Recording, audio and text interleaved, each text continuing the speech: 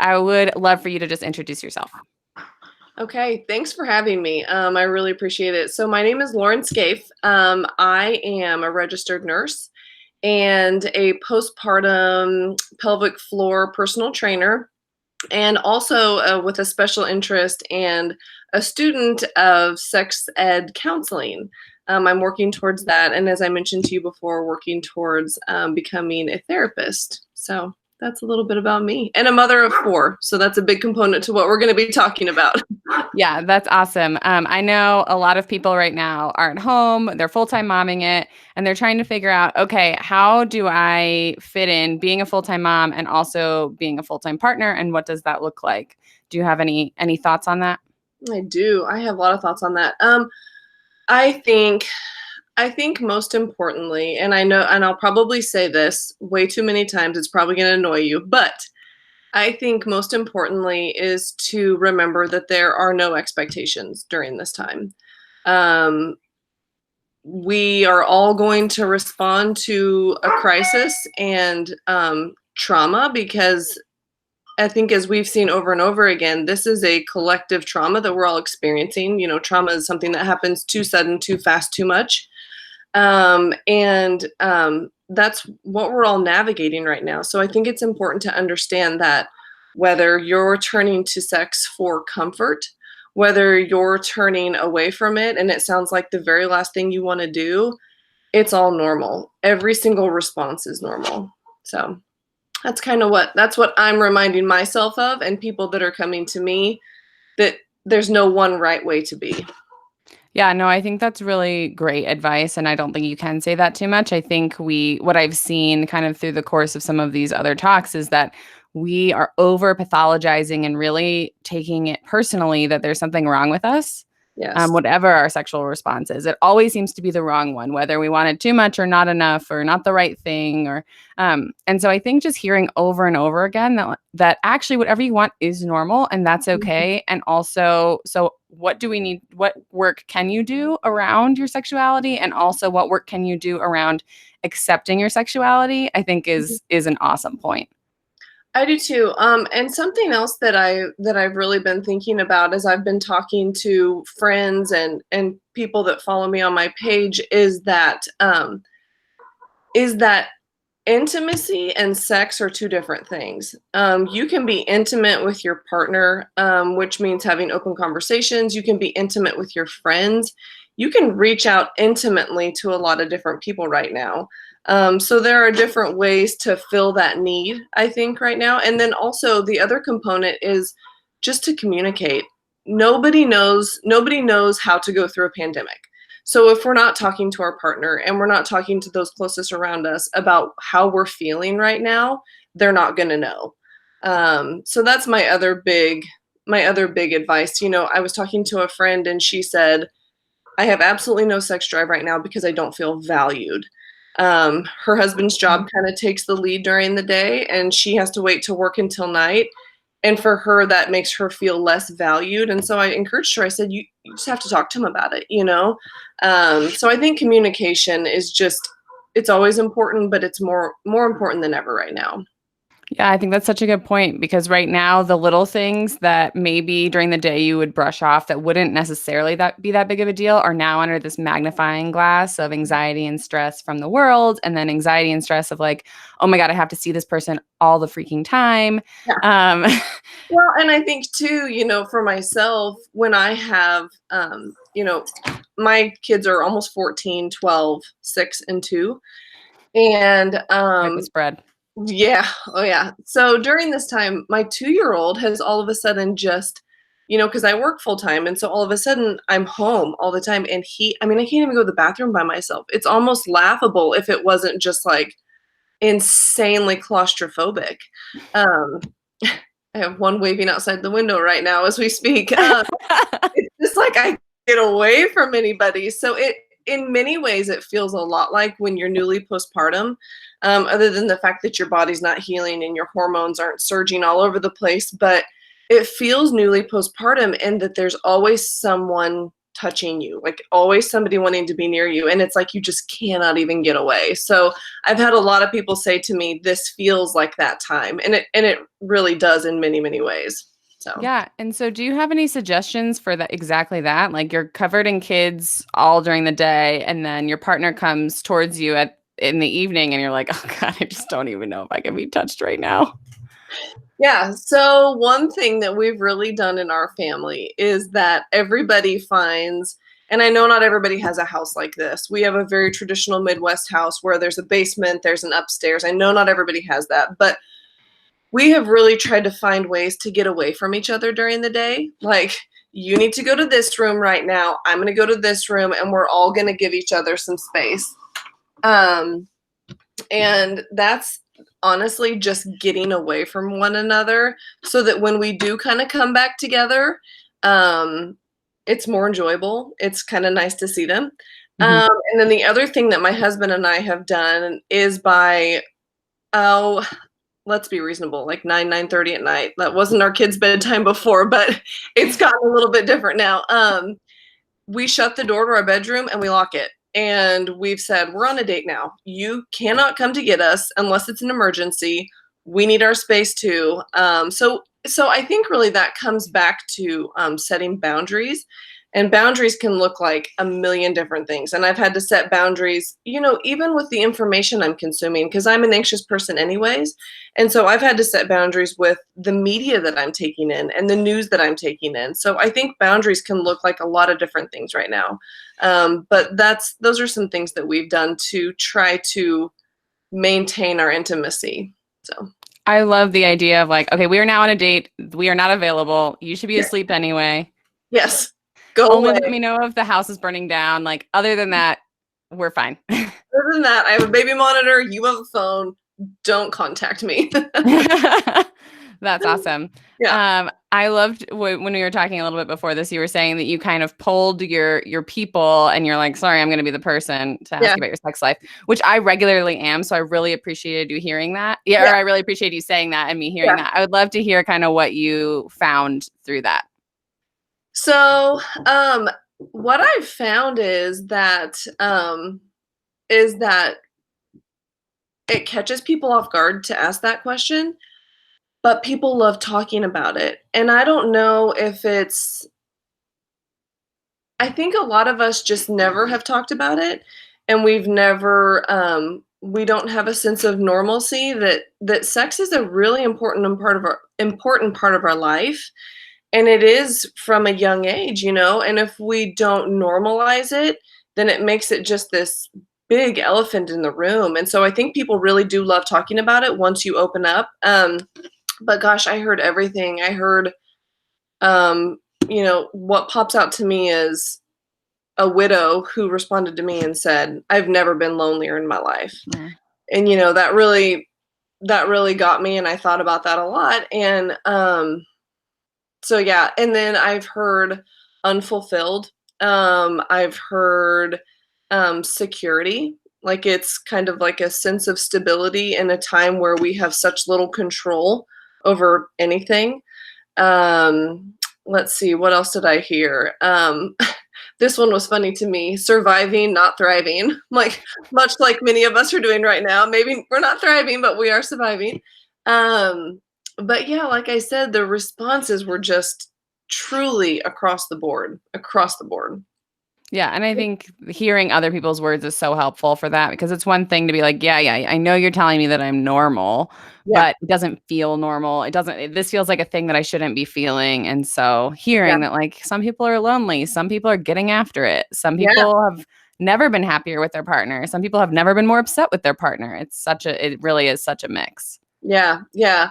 I have a private sex ed group over on Facebook, and I've started sharing, I'm calling it Her Story, and I've started sharing a different woman's story every Friday. And even just that, like the responses that I've gotten, maybe one story resonates with a certain woman and maybe they don't all, but I think it's just so important and that's why I'm encouraging a lot of people to keep a journal right now, because sometimes I think we don't even realize the stories that weigh us down. and how they're affecting us, and how this time is affecting us. You may start to write something out and realize how impactful an experience has been. So I just, that's the other thing I guess I really encourage people to do right now is to journal your thoughts. And it can be about sex, it can be about just anything you want. I think it can be really eye-opening. Yeah, no, I think that is a great suggestion. When you go on your date night, when you close the door at 9:30, how Yeah. do you separate your brain space from all the things that happened during the day and then now trying to be intimate with your partner in whatever way that looks like? Yeah. I think, oh gosh, I think that looks different every time. For me, it takes a lot more for me to get into anything mentally. So we have a TV in our room and I turn that off. I put my phone on silent, I flip the screen over. And maybe that starts with a shower. Maybe you just completely de-stress. Maybe that's your way to de-stress, and then you move into the bedroom. Sorry, I Lauren, you think cut out very briefly. You said you oh put your yeah. phone on silent and then what happens? Oh, yeah, so I said, and then maybe you go get in the shower, and that's your Mhm. way of kind of, like, washing the day away and starting fresh with this time you're moving forward with your partner with. That's I've kinda noticed, not by intention and not by anything we've talked about, but that's kinda something that we do.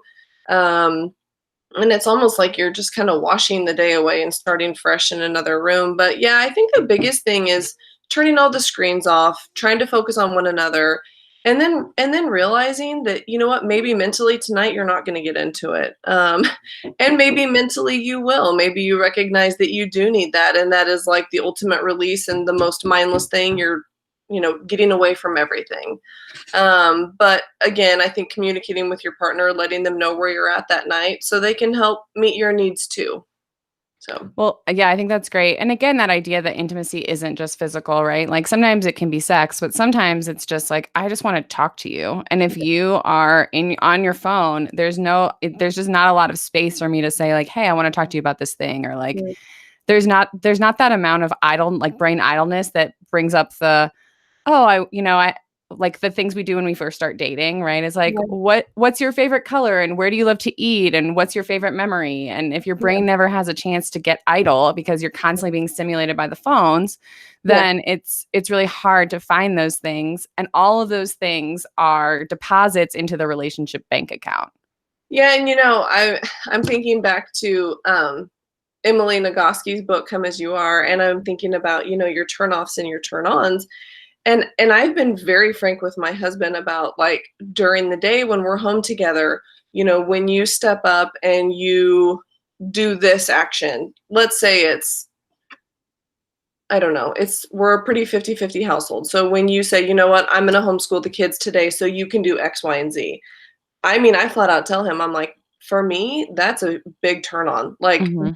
that is good for me." So I think recognizing those things that are turning you on and turning you off during this time where life looks so different is important too, and communicating those things. And then the other thing I was thinking about in regards to you saying intimacy, yesterday my husband and I went on a walk, and I told him, I said, "I'm just gonna walk beside you and I'm not gonna say anything because I feel like I have nothing to say and I just need to be mindless." But he is one of those few people that feels intimately okay with me to be able to walk beside him and just not even talk. And that felt really intimate in that moment for both of us. So I think intimacy looks like a million different things. Yeah, no, and I can you think that's such a good question. Now I'm also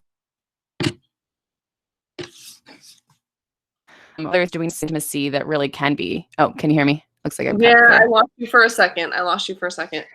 Just that, what are other things can you think of anything that is not necessarily typically thought of intimacy, but, like, really can be? So, for me, I know eye contact, like, if I a lot like, I don't spend a lot of time staring deeply into other people's eyes, right? Especially if you're not talking, so, to do that feels very intimate to me. Do you have anything else like that? Yeah. So this might sound so simple, but like I've said to my husband, sometimes I'm like, I just need you to hug me. And I need you to hug me for like 6 to 8 to 10 seconds. And Mhm. we don't normally do that. There's just, it sounds so ridiculous, but sometimes it feels like there's no time. and we're just rushing from one thing to the next. And so I think just hugging, and just stopping to remember that there's life happening all around us, and there are a lot of things positively happening right now. I think that's the thing that sticks out to me the most. Is that I keep asking him for. I'm like, I just need you to hug me, and I don't want this to lead to sex, so don't take it like that. But I just need you to hug me right now. Well, So I think that communication is so important too, of like, okay, I want to try and be intimate with you. I don't really know what that's going to look like. I'm here for intimacy. I don't know if I'm here for sex. I don't know if I'm here for even taking my clothes off, but I'm here for intimacy. Are you here with me for yeah, that? yeah, and I think that's if sex is hard for people right now, I think maybe trying to be intimate is a great gateway to maybe leading up to that. No pressure, like sex doesn't have to happen, but let's start back here and maybe we can work ourselves up to here because we do know that there are a lot of benefits physiologically to stress, those release of hormones and it is good for our body. So maybe deciding that we'll do these few things here to get to here. Maybe not. Yeah, just hugging and like co-regulating with another human if that's available to you. I've also recently read, did not fact check, that you can actually hug yourself and get some similar benefits. It's that feeling of being held that can be really helpful. Yeah. And this idea that intimacy, if you are someone who's not currently partnered, intimacy does not have to be something you do with someone else. It can be something you do by yourself. Yeah, I was going to say, I mean, I have read over and over, for people that maybe are not in a relationship and they are looking for intimacy and that feels maybe not as safe in terms of meeting someone that you don't know. You don't know where they've been in terms of Yeah, COVID. now is not the time. No, it's not the time. So I think it's important to remember that, self-soothing is good. It's Hmm. great. So you Yeah. are your safest partner. Yes, 100%.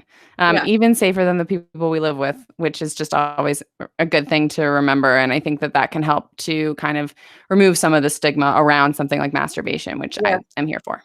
Yeah, I know. I've had a lot of people reach out to me and ask about that, and I think that's still such a taboo word and such a taboo thing, but um just the normalization of that, it's really important. Yeah, and because to your earlier point that sex is actually good for us physiologically, right? We Yeah. talk about this a sex positive culture, but a lot of the times what we're really talking about is people being sex tolerant. Like, oh, if you have to have sex, like we'll be okay with it. Mhm. As opposed to like, no, like go out and get yourself some orgasms if that's going to feel good to you, Yeah, because they can be really good for you in the right situation at the right time. absolutely. Absolutely. Is there anything else that you have heard over and over again, or that you think that people in general just need to know or would be benefit from knowing about this time? I think right now everybody is kind of vacillating through these strange feelings of, and I know I've even experienced it, like, am is what I was talking about before COVID even relevant? Does it matter? Should I add another voice to uncertainty? And I think sometimes it feels like there are people dealing with life and death, and here I am talking about sexuality.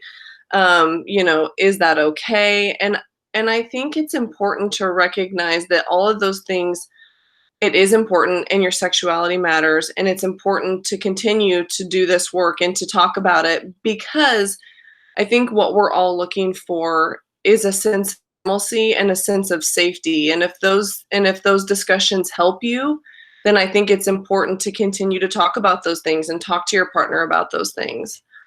So I think just reminding people, women, again and again, that you're normal and what you're experiencing is normal, and find a trusted, safe person that you can talk to about these things. Yeah, I think that's great. Especially this is going to end at some point, Mhm. but I think it's a little bit naive to think that we're not going to be without this time, right? Like there will be a before COVID and an after COVID, and anticipating that like, oh, well, once he goes back to work full time, like this is going to be better. Maybe not. And how much, but what are you sowing, or yeah, what are you sowing right now in this time? Yeah. I That think for better or for worse, I do think this time kind of brings forward maybe some issues within relationships that, hey, maybe that can be improved upon, and maybe of anything that we learned X, Y, and Z about ourselves and our relationship. And maybe here's where we can grow moving forward. And maybe these are things that we never want to do again based on what we learned about each other. I think those are some things. And I do think that's why journaling is important, because you can go back and look at those things and think, this was working for us, this was not working for us. Here's how we want to move forward. And here's what we don't want to move forward with. I did just come up with one more question, which is for people who are struggling with body image right now, which I know a lot of folks are. Do you have any recommendations for trying to find a way to promote intimacy when you're not feeling super great about yourself? Oh gosh, that's a big question. It's amazing to me how thick diet culture still is in the middle of a pandemic. I keep seeing people, don't gain the quarantine 15 or whatever, things like that. And it just makes me crazy, because I think the most important thing we're worried about right now is not gaining weight. And I get it. On one hand, I do get it. I get it that this is such an intimate discussion. And this is so hard. But I think one bless you. I think one thing that I have learned, well, I think it depends on where you're at in your body image journey. A lot of times I think removing things like a mirror and a scale, depending on where you're at, can be really helpful. Or maybe adding a mirror and getting intimate with yourself and looking at yourself in the mirror and going down your body and saying, I accept this part. I accept this part. Maybe you don't love things, and that's okay. Maybe that's too far into your journey. Maybe you just learn to accept things. And again, talking to your partner about the things that are bothering you. So maybe you turn off the lights right now. Maybe you don't have sex with the lights on. Maybe that's what feels comfortable and good to you. And I think once maybe you talk to your partner, you learn maybe they're having these feelings too, and then you don't feel as alone. Um, I don't know if that answers your question, but those are some of the things that pop up immediately for me. No, that's great. I think those are really helpful, good takeaways. I think it's just a really hard time because I think you're right, is that diet culture is rearing its ugly head and it's impacting the way we think about ourselves. And Yeah, it can be sneaky. It can be really unclear like where these feelings are coming from.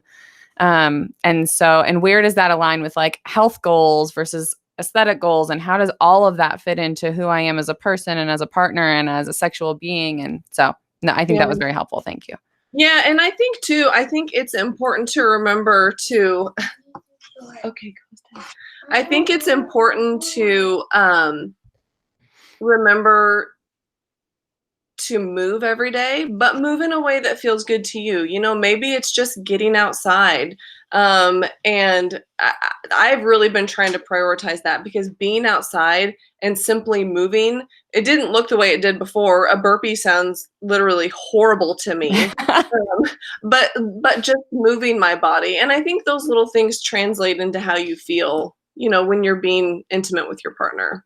Yeah, no, I totally agree. I did a ballet bar workout in my house, which I hadn't done in my house ever and I've hadn't never done done that. in I see it. years. Yeah. Yeah. And it was really fun. And all of a sudden I was like, oh, like I can do things, right? And it Yeah. did. It kind of Yeah. it felt nourishing, which is something else that came up with in another one of the talks. It wasn't Yeah. depleting, it was nourishing.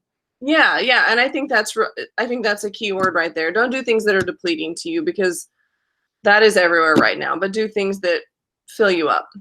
Right. And I think that's the same with intimacy, right? Yep. If trying to have sex is depleting and frustrating and making everything worse, take it off the table. Do it. Yep. Yep. Yeah, it's Completely great. agree. Thank you so much, Lauren. And I'm gonna put where we can find you on my website. Okay.